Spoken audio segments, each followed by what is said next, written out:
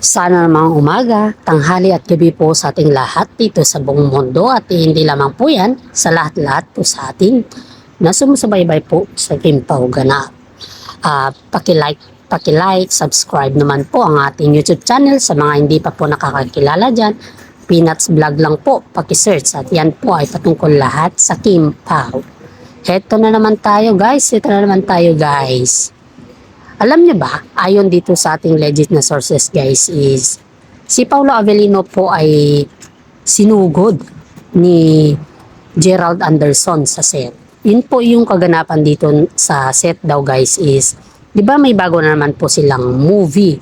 Trailer lang po kasi yung pinakita nila dito guys. Trailer lang, kaya hindi pa natin makita yung kabuuan. Pero yung trailer na ito guys is ang dami pong napapawaw sabaw dito.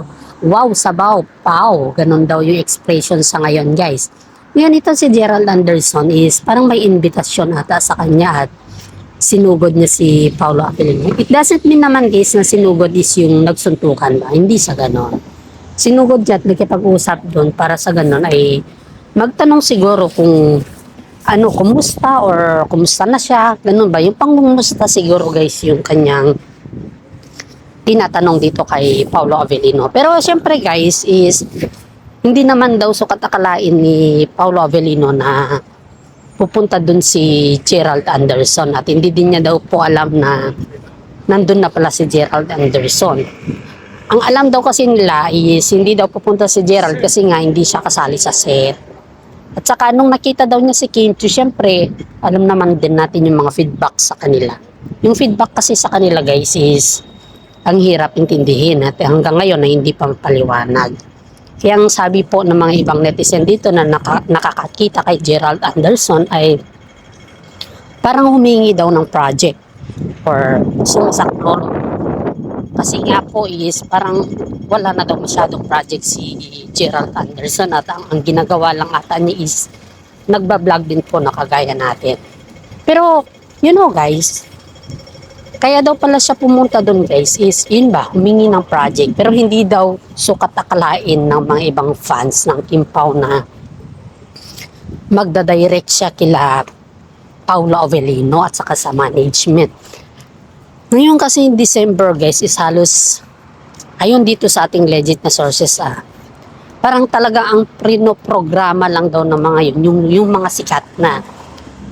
Pero si Gerald Anderson kasi parang nanahimik konti sa showbiz ba at nirerespeto daw ng mga showbiz yun dahil nga sa kaganapan sa ngayon ba patungkol sa kanila ni Julia Barreto ba.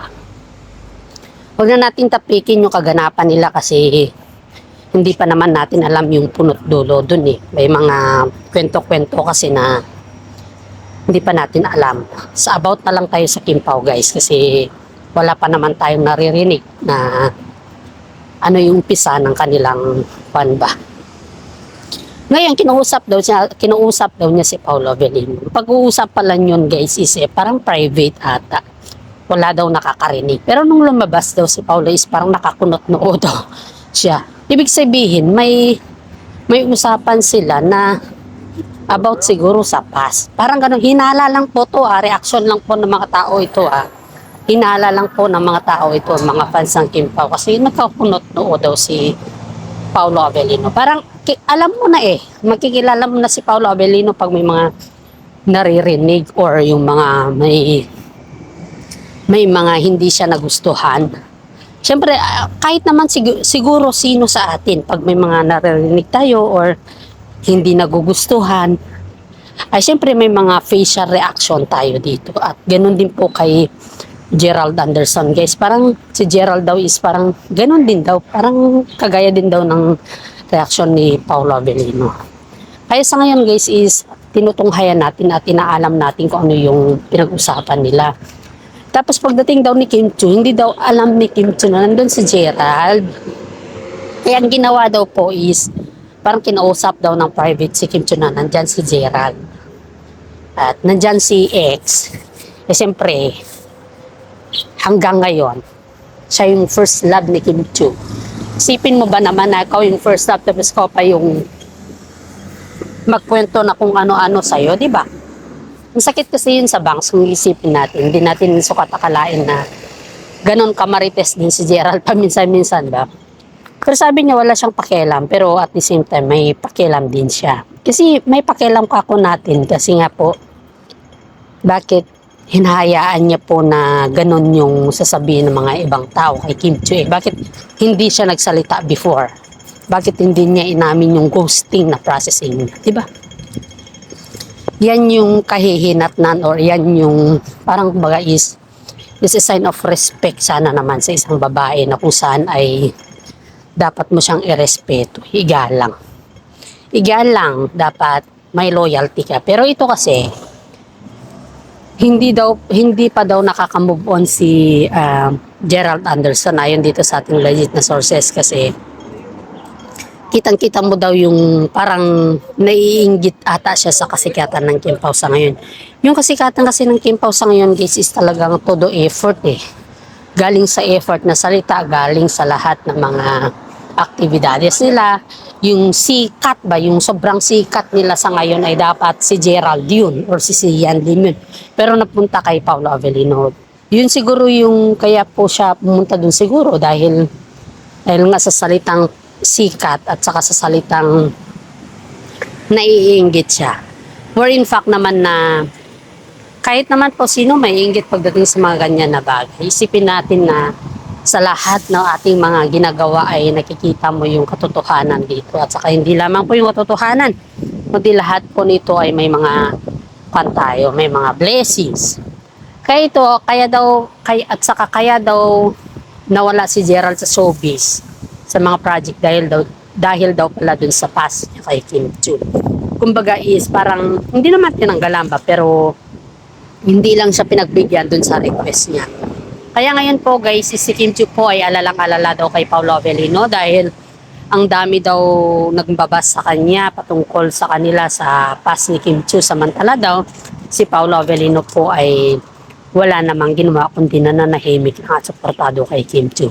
Aside from that guys, ay kapag may mga aktibidades daw ang Kim Pao guys itong si Gerald Anderson is parang in-unfollow na daw ang Paolo Avellino at saka si Kim Chiu. Instead na i-follow, in-unfollow na daw po guys. Kasi nanggigigil daw siya sa galit. I don't know if that is true or that is whatsoever true is that. Sila lang po yung makapag-confirm dyan kung ano yung totoong kadahilanan kung bakit ganong kagigil si Gerald Anderson kay Paolo Avellino. At saka, hindi lang po yan guys, hindi lang yung gigil na gigil ba.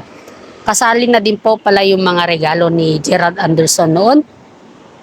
May tinabi pala si Kim Chiu na regalo at sabi daw kay Gerald na hindi na sinabi ni Kim Chiu pero sinabi ng mga staff na i-donate na lang daw ni Kim Chiu yun. Baka siguro yun yung habulin pa ni Gerald yun yung hinala nila dito guys. Pero siguro hindi naman, just remembrance siguro. Pero we don't know guys.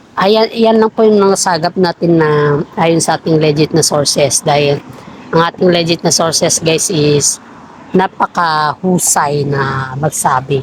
Dahil kasakasama po nila Kim Chiu to guys at hindi lamang po kasakasama kundi palagi kaibigan ito ni Kim Chiu sa showbiz. Dami pong humahanga sa kanila guys, halos lahat.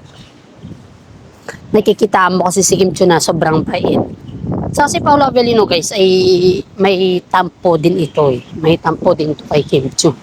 Dahil halos lahat naman ng mga kwan ni Kim Chiu guys is sinasabi niya po kay Paolo Avellino. At alam naman din po natin na si Kim Chiu guys is sobrang humble. Kahit ano pa yung sabihin ng mga iba dyan guys kay Kim Chiu ay talagang todo bigay po si Kim Chiu sa lahat ng bagay. Kahit yung ano pa yung mga pasaring sa mga yan guys. Gaya ni Gerald Anderson na parang hanggang sa ngayon ilang taon na kaya yan guys. Sa tingin nyo guys is ilang taon na yung kanilang yung kanilang aktibidades na yun or yung kanilang past relationship. Hanggang ngayon pa, 'di ba? Hanggang ngayon pa hindi pa makamove on yung mga fans at saka lalong-lalo na tong si Gerald Anderson kahit may girlfriend na po siya. Yun nga, ayon dito sa ating legit na sources guys ito daw si Gerald parang hindi daw na-welcome sa kanya yung mga projects dahil nga daw po hindi pa daw malinis yung past relationship nila ni Kim Chiu. Dahil yun daw ata yung sa parang sagabal. Ayon dito sa ating legit na sources. Sagabal kasi guys dahil hindi pa daw ito naayos-ayos hanggang ngayon. At saka parang ang iisipin daw nila kay Gerald yung parang magaya siya kay Pansy Yanlim na Mr. Monoblocks. Aba, syempre alam naman din natin yung monoblock na mas marami yung upuan kaysa yung tao, di ba? Yan daw yung iniisip ng mga management kay Gerald na kung saan po ay hindi na siya na-welcome sa mga movie ba. Kapag may mga movie na si Gerald Anderson, yung mga pan na yun, yung mga action star na, hindi na yung mga love team ba. Kasi pag love team kasi kay Gerald Anderson, parang mahihirapan na siya na yung may manonood sa kanya. Parang yung kasi mga niisip ng mga iba ba, dahil kahit naman bata dito, alam niya na kung ano yung history, di ba? History sa past nila ni Kim Chiu. Kaya to guys ilang taon na yun hanggang ngayon hindi pa makamove on si Gerald Anderson. At ang kadahilanan daw dun guys is parang naiipit daw yung kanyang pangalan dahil dun sa past nila ni Kim Chiu. Parang kumbaga sa direct to the point po tayo dito. Yung sinisisi niya po si Kim Chiu kung bakit ang mga management sa kanya is umaatras na. Pero hindi naman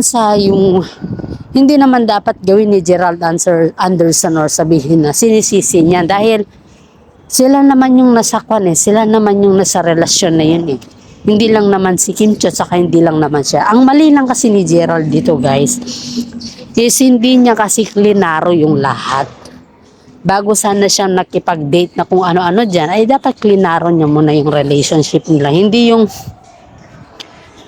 nanahimik na yung ilang buwan, tapos biglang may dinedate. Siyempre, kahit naman siguro sino to guys kahit naman siguro sino pag yung may karelasyon ka, tapos biglang nanahimik. Diba? Yung nanahimik, tapos after nanahimik niyon guys, sa tingin mo ba may closure yung relationship na yun? Di ba wala? Yun kasi yung sinasabi ng mga ibang tao dito guys na ghosting si Gerald Anderson. At the same time, ganun din yung ginawa niya kay Bea Alonzo. Siyempre, ang sabi nga nila dito guys na kapag yan ay dati mo nang gawain, wala na tayong magagawa dyan, kundi talagang ugali mo na. Ganun ba? Kaya ito, para gusto lang naman ng mga tao na iklaro lahat kung ano yung nasa saloobin ng mga ibang mga fans ba, ay dapat na daw mag-move on si Gerald. Pero hopefully nga, yun din yung gusto natin marinig dito na dapat makapag-move on na siya. Huwag niyang isisi lahat kay Kim Chiu yung ano yung kanyang galawan or kung ano yung kanyang mga pinaggagawa sa buhay. Kung yung ba ay dahilan ng kanyang pagkawala ng karir ay yung kanilang past ni Kim Chiu, is hindi naman po kasalanan ni Kim Chiu yun. Believe it or not guys, talagang si Gerald ang may problema po, hindi po si Kim Chiu. Kaya ito dinamay pa niya si Paolo Avellino na okay lang sana kung yung magkaibigan ba sila dahil sa ganun ba. Pero wag naman yung bigla-bigla ka na pumunta sa set na kung ano-ano ba yung pag-usapan. Past is past. And face the present na sabi nga nila, di ba? At hanggang dito na lang po ang ating content. Maraming salamat po sa sumusubaybay sa atin. God bless po sa ating lahat at ingat po tayo palagi. Maraming salamat again.